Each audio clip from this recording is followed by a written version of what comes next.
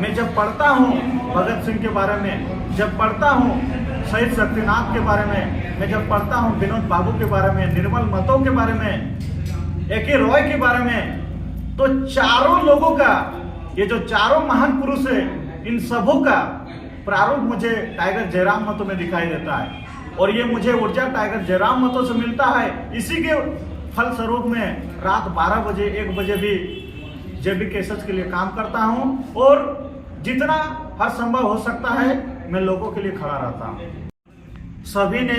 जी तोड़ के मेहनत किया है और मेहनत का फलस्वरूप है कि एमपीएल जैसे बड़े उद्योग में, जी बिल्कुल आपने बहुत सही कहा कि इतने बड़े बड़े कार्य हम लोगों ने कैसे कर लिया हम लोगों को भी नहीं पता है। कहीं ना कहीं मुझे लगता है कि कुछ शक्ति है जो वे भी चाहते हैं कि कोई नया संगठन आए,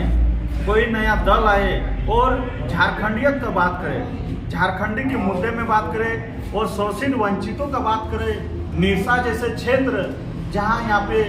दब के रह गया है आदमी, जिनका आवाज अब तक दब के रह गया है, एमपीएल जैसे क्षेत्र में दब के रह गया है, मैथन जैसे क्षेत्र में दब के रह गया है, पंचायत जैसे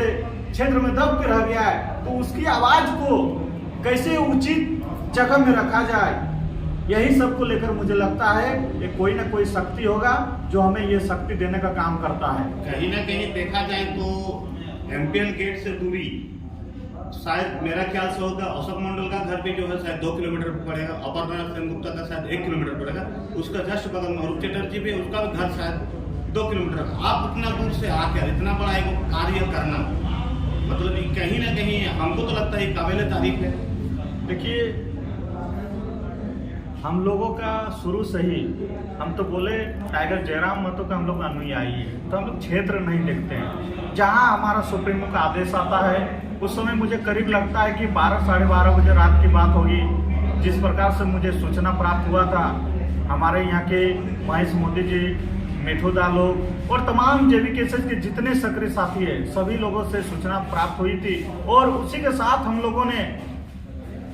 सभी हमारे सक्रिय साथियों को मैंने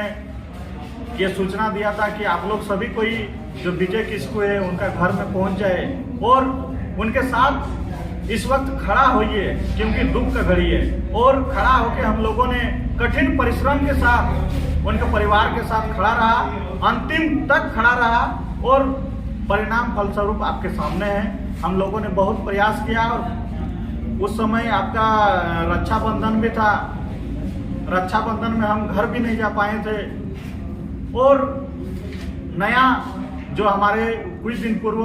पार हुआ नया साल जिसको हम लोग बोलते हैं 1 जनवरी, 1 जनवरी में भी आपका निरसा का जामकुदर क्षेत्र जो आता है, जामकुदर एक वहाँ पे हाटको भट्टा है, वहाँ पे भी इस प्रकार से घटना हुई थी 1 जनवरी, जहाँ पूरा देश पूरा दुनिया जश्न में मनाता है, नया साल मुबारक करता है। उस दिन हम लोग जेबी केसेस के कार्यकर्ता,